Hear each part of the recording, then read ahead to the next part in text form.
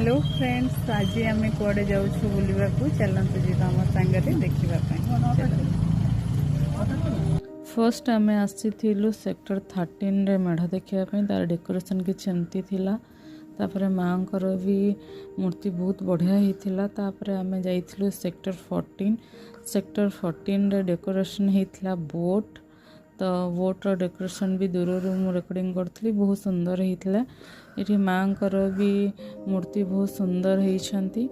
तापर ये आसिकी ये चाट खाईदेले मु घरे देखुली कारण मोर फास्टिंग थिला अष्टमी दिन सो मुझे किसी खाई नी। तापर आम जाइलु सेक्टर 15। सेक्टर 15 रे डेकोरेशन बहुत बढ़िया होता। पिकॉक डेकोरेशन थिला। तापर आम माँ पु चलू ठाकुर दर्शन करने आगू। तो माँ मूर्ति किसी एमती होता बहुत सुंदर होता। तापर आम आसलु सेक्टर 17 ग्राउंड रे होता पेट्रोल पंप पछपटे मूर्ति भी बहुत सुंदर होते। आउे आम जाइलु सेक्टर 16। सेक्टर 16 रो डेकोरेशन तो बहुत ही सुंदर होता जोटा कि बहुत सुंदर डेकोरेशन होता। माँ भी मूर्ति बहुत बढ़िया होता।